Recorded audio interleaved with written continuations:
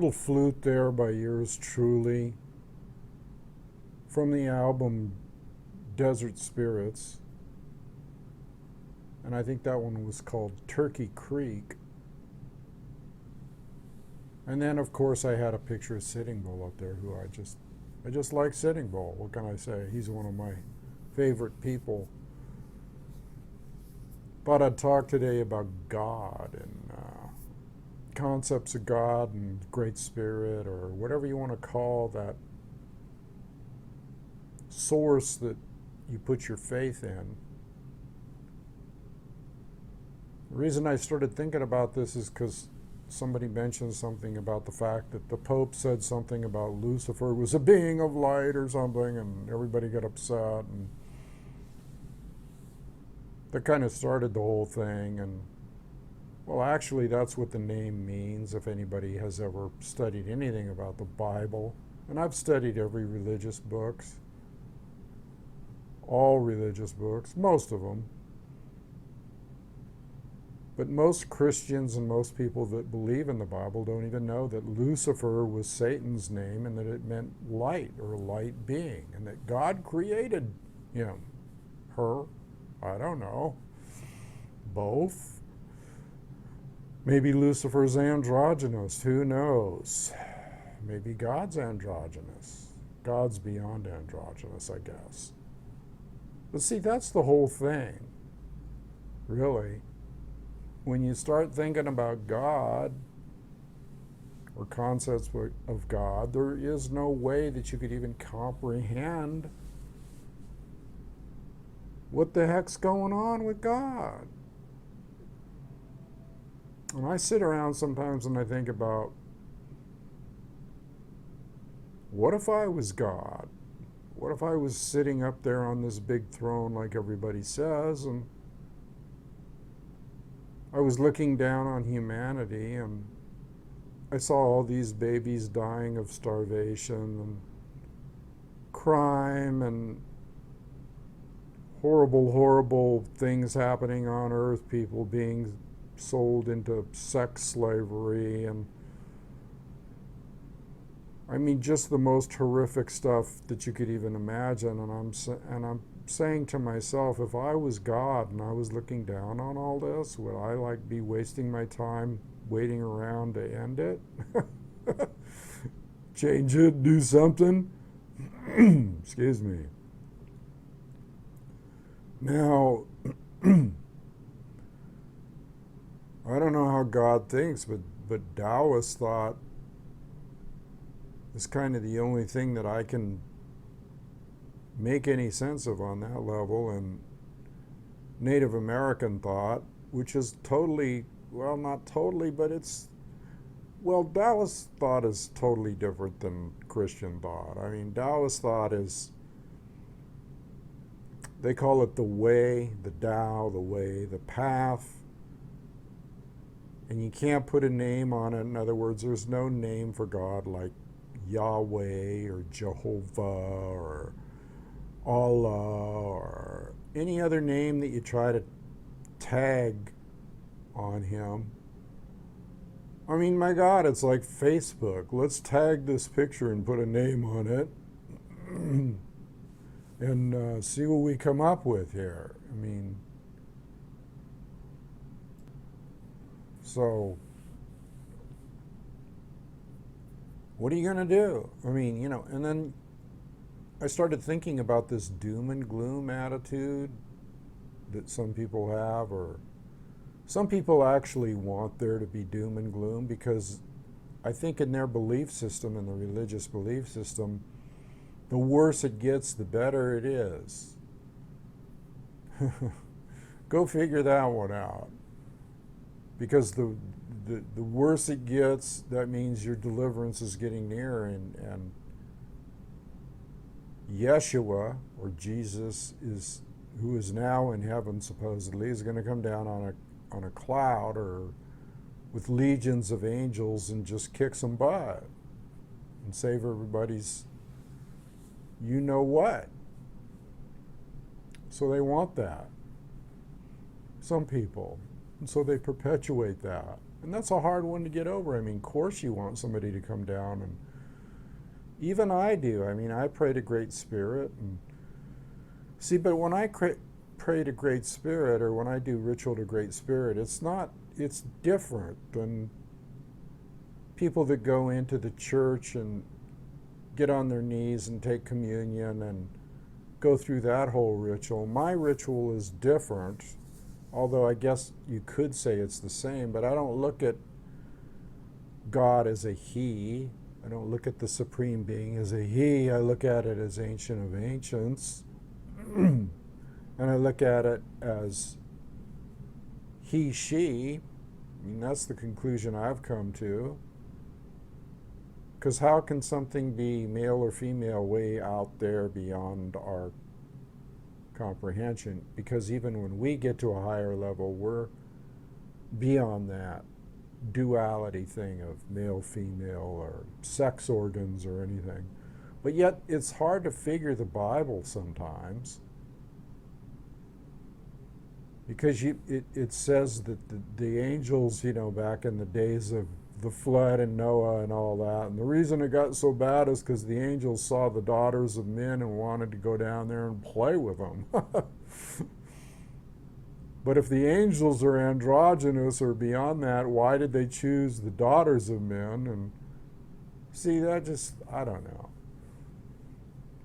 And I was talking the other day about, if you want to read some mysterious stuff, just read the Bible, and it'll give you an education, all kinds of educations on different kinds of sex acts and everything else, warring acts and acts of war, acts of aggression, sex, murder,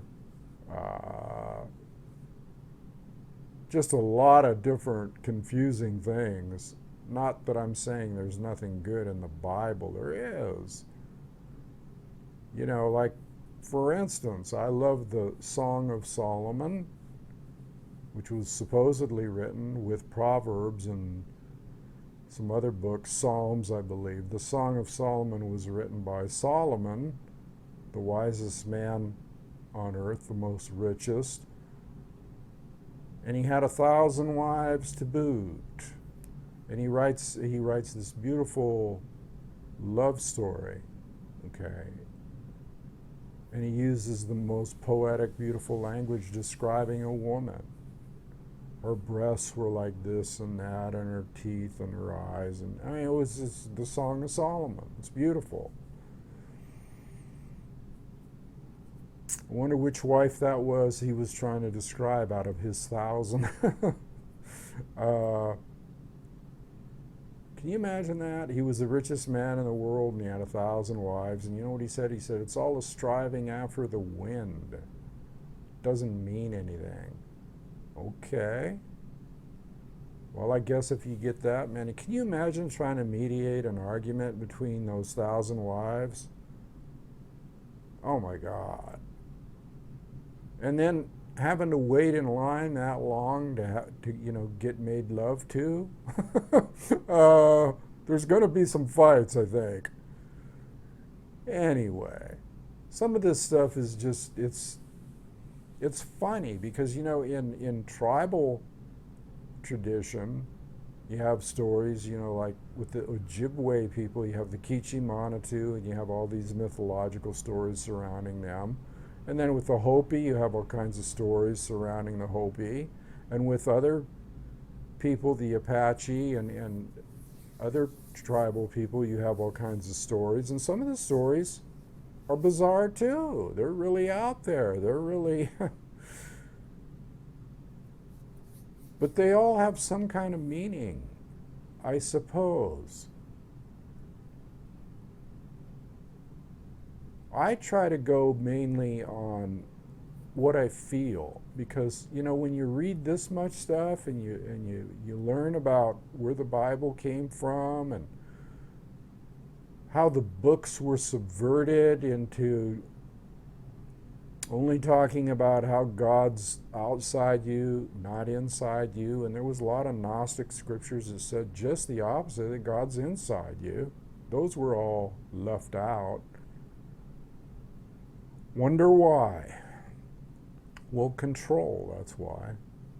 Control the masses through fear, guilt, and then you have stories about hell and Hades and burning forever, and I'm thinking, man, if I created some people,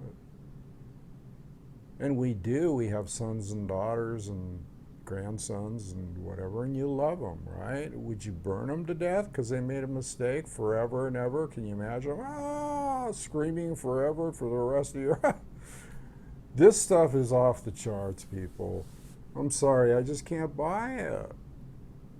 A lot of you are going to think but it doesn't make any sense. Why would God want to see people suffer? I mean, I love people and I'm not even God. I don't even know how high my IQ is. I mean, I've done a lot of things. But I'm just quote unquote imperfect, right? So if you sit around thinking about, well, hey man, I'd have mercy on these people, I wouldn't do. I mean, I even think about having mercy on people that are assholes. So, as they say in the gang world, what's the dealio, dude? What's the deal? What are we waiting on here? If there's going to be...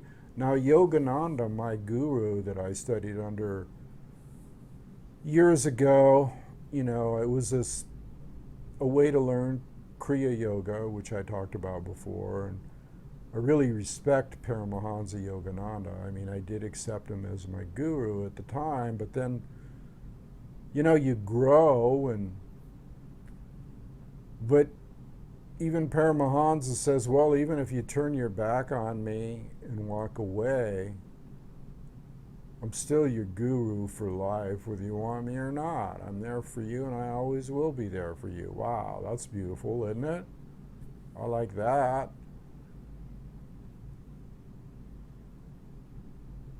When you get into this whole concept of God and the paranormal and the supernatural, it's an unboundless field. When you start meditating, you realize how much people don't know and how much you don't know. As a person, you think you know, but then the more you find out, the more enlightened you get, the more you know you don't know. And so you sit around contemplating questions like this. You look around the world and you just look at the horrific nature. But you can feel, as a wisdom keeper, you can feel that things are quickening or that the pace is quickening. But is it just because we got 7 billion people on the planet? Or is it really like, no, there's some really bad stuff going on? Yes, there is. You just need to look around. And you just need to take notice, financially and every other way. You just have to look around, people, and notice that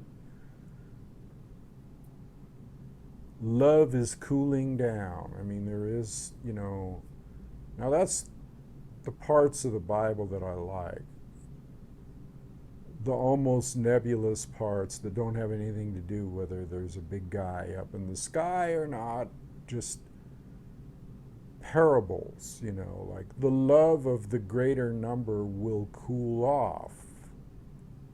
Well, that's pretty heavy, because that's what's happening right now. And Hopi people say certain things that you just go, yeah, that's happening right now. Or other people will say certain things to look for the love of the greater number cooling off. And I look around the world and I just go, man, there is no love at all. It's all lies and deceit and manipulation right now. So I suppose it's just about faith that, Great Spirit is going to have pity or mercy on this whole thing and, has plans that we don't know about. Or it could be any number of other things. it's just too bad that you have to think about, how your grandchildren are going to live in this chaotic world that's happening right now.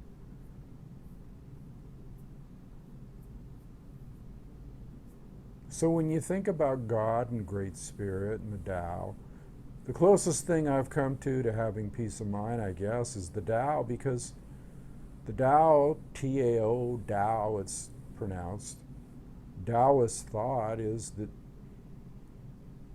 it really doesn't matter.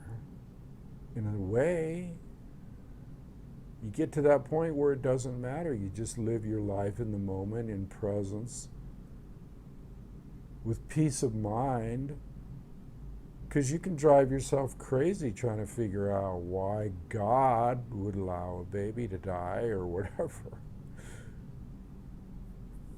And I know everybody thinks about this stuff, and sometimes they think about probably, where am I going when I leave here?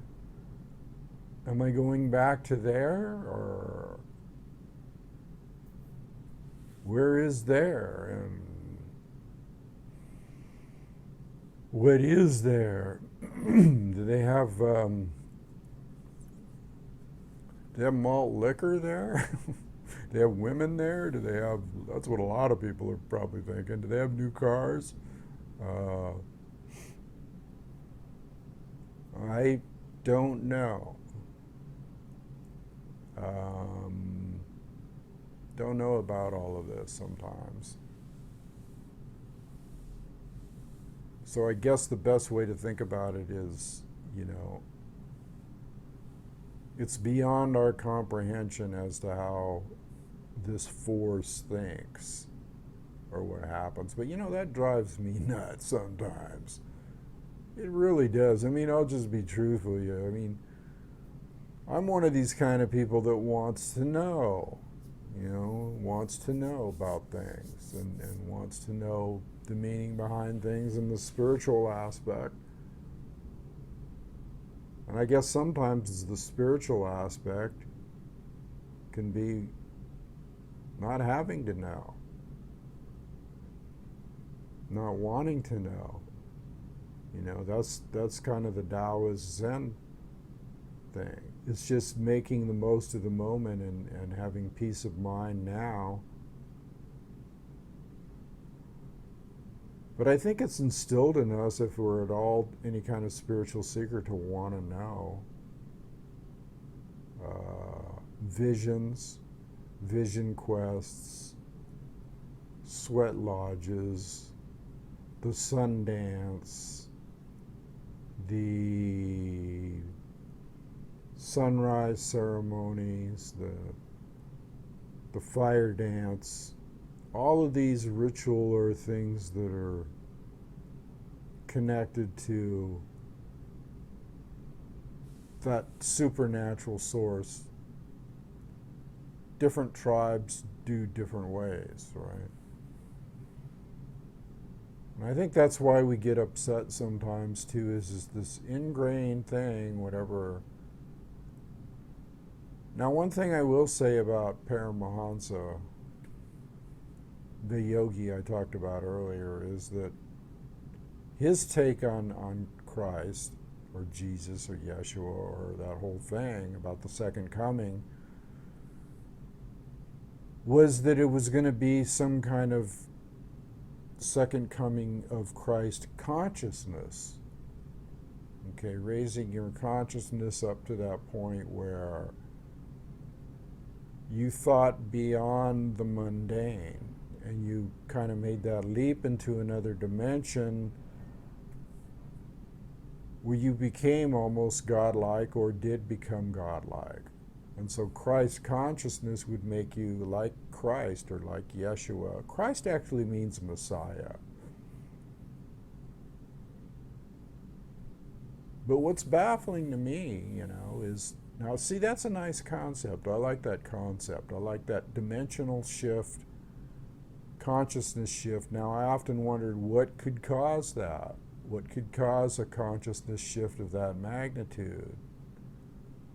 To where everybody just became kind of maybe, boom, enlightened right away and saw the big picture, the clear picture that takes meditators like us years and years to learn. And then we don't learn at all. So,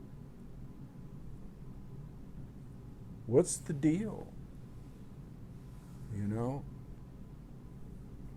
Where do we go from here when we see that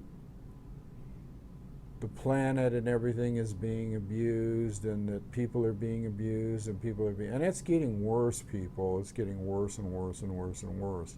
So you got to, I guess, try to balance out what some of these spiritual books are saying, you know. Yeah, and you have to look beyond just one.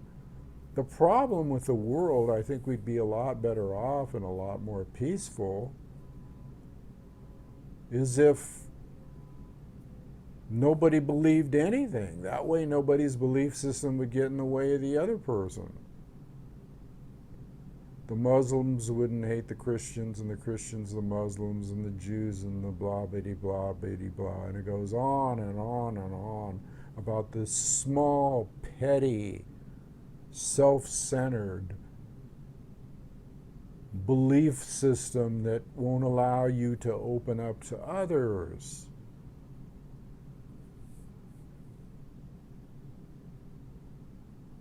Won't allow people in your life.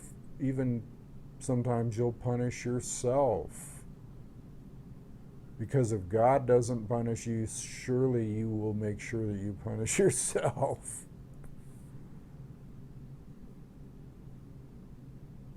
And, you know, this whole concept sometime of God and miracles and all this stuff is limiting, because miracles happen every day, and miracles are very prominent.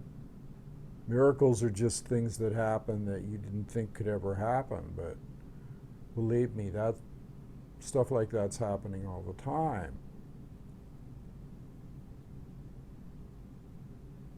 So religious thought and God and concepts like that can put you in a rut. It's like being in a ditch or a canal or something. You can't get out this way and you can't get out that way. You can't make sense of it, except you just keep going straight on with these blinders on. Is this too deep for you?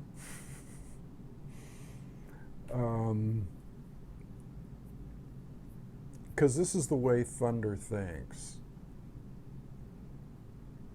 And I look at people grasping at everything. What are we going to do? What if it breaks down, when society breaks down? And I do this too. I'm guilty.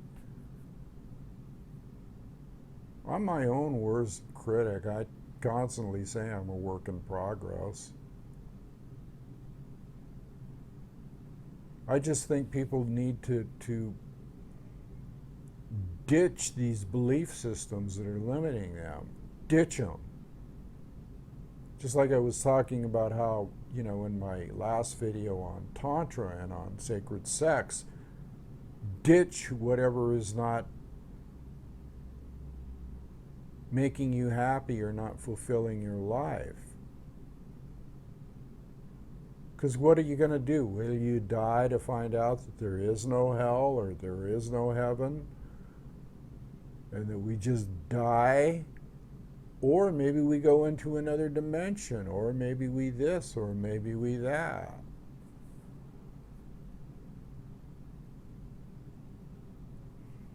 The thing that makes us, I think, the most unhappy is expectations. And then when you couple God with expectations, or religion with expectations,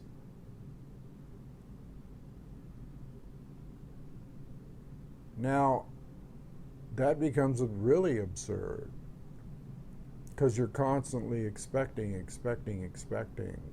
something to save your ass, and it ain't gonna.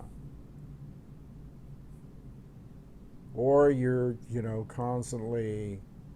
Now, if you could just peace out, you know, with whatever religion you had, and just accept that nobody may ever come or nothing may ever happen,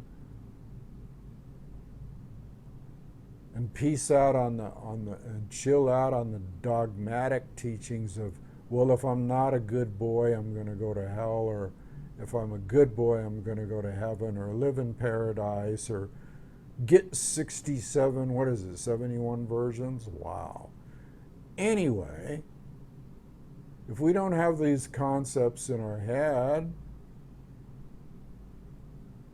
then we don't have any expectations about it. And you know what? Dropping expectations sometimes gives a big load off your back. It's a big load off your back. Because our belief systems form our expectations.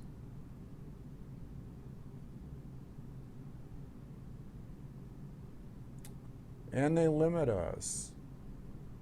Because who knows what could happen if everybody wasn't buying into the belief systems that they've been indoctrinated with since day one. I often said, well, why do lizards grow new tails? And the answer is because nobody ever told them they couldn't. What if nobody ever told us that we couldn't grow a new hand or arm or live to be 300, 400, 500 years old or longer?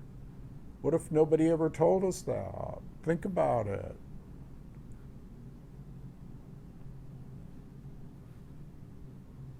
There's been studies done that say that there's no reason why cells shouldn't regenerate and live forever and ever and ever, so therefore the body could live forever and ever. It might get boring though, especially with the situation it is right now. That'd be really get boring.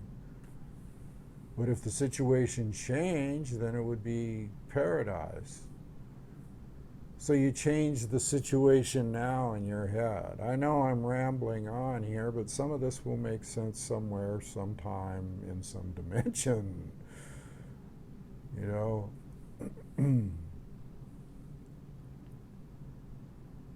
These are things that Thunder thinks about. Okay?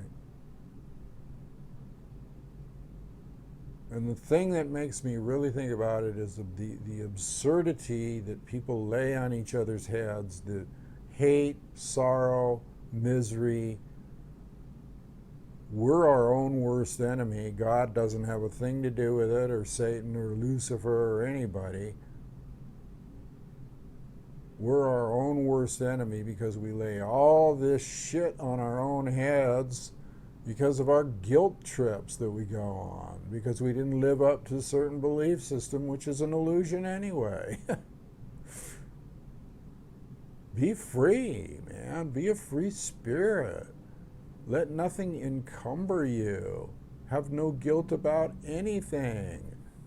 Even if you went and fought in the war and killed people, what good is it going to do you to have guilt about it? Nothing. No good at all. What's done is done. It's in the past. And mostly everything's in your head anyway. Because from this second, from what I'm saying right now, boom, to you, from the word you on, it's all in the past, right? It doesn't exist anymore except up here. And that's where everything else exists. It's just a way of looking at things.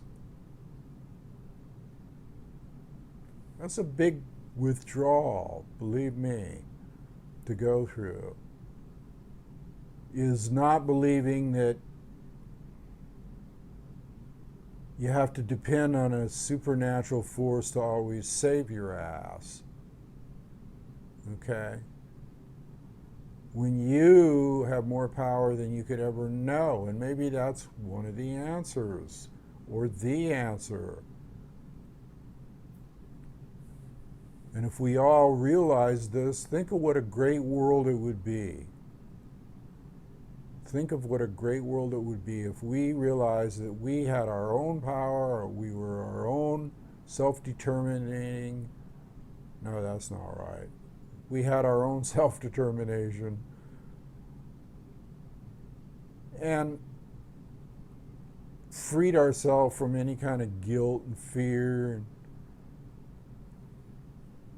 self-sabotage and negativity and pity parties and all this stuff that we go through that is drama, drama, drama, drama. Drama queen stuff, you know? But then we always snap back to that because we live in Maya or the illusion, or that we live in the duality. It always pulls on us. And it always wants to make us get the hell out of Dodge or something. Get away.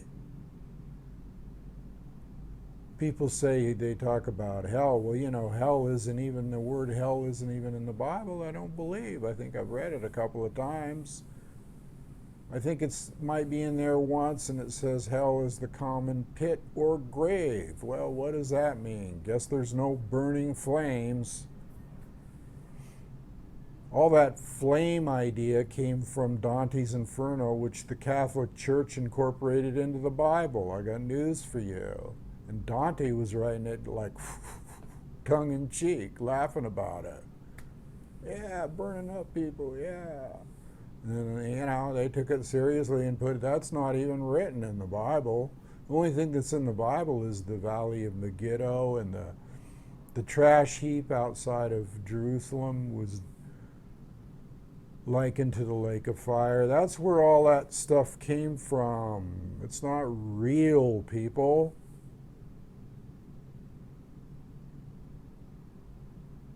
Be compassionate with yourself, and at least believe that there's a compassionate God if you believe in God. Don't look at God as something that's out to hurt people. Maybe God doesn't care one way or the other. Look at them down there. Look what they're doing to themselves, see? And then also people say God's a he. Wrong. All you got to do is look at nature, Mother Earth, Grandfather Sky, or people, male, female. That's what's happening here on the earth. And if we're all one, beyond this physical, there is no sexuality that I know of. Of course, I could be wrong. I could be wrong. But I don't think that we know enough about it to put a label on it as to he or her. Okay, that's what I'm saying. Because we're all made up of that dual energy. So be careful about your expectations. It's good to have faith. I'm not saying don't have faith. Man, we got to have faith in something, don't we, with this stuff the way it is now? It's interesting because just on a gut level, I feel like there's some kind of fever pitch thing whipping up here. But it could be cyclical. But there are a lot of people on the planet, and the whole planet is a civilization now. And when civilizations fall, they all go. It's all going to go at once. So maybe it's just better to just prepare yourself. Just live in the moment, enjoy life, but prepare yourself for the best thing to prepare yourself for would be living next to nature, wouldn't it? Kind of trying to just wean yourself off the system of slavery that the state has us in. So in order to do that, guess what? Campfire Council does that or thinks that way, and that's the organization that I'm a board member on, and we have certain precepts, so go check them out at campfirecouncil.com, which is going to be right up here. Tell me what you think. If you like the way it's described on there, sign up for the newsletter and help us in any way you can, either by joining us, volunteering, anything. We're open to you. We're beyond all this stuff of like, you got to worship God in a certain way, or you're God, or if there is a God, or whatever. The most important thing, whether you believe in God or what kind of God you believe in, is that we're all equal and that we all are on this earth together. We're all in the same canoe, and unless we row it all together, we're not going to get anywhere. So I'll leave it there today. And food for thought from Thunder. Love all you guys. See you later. Over and out.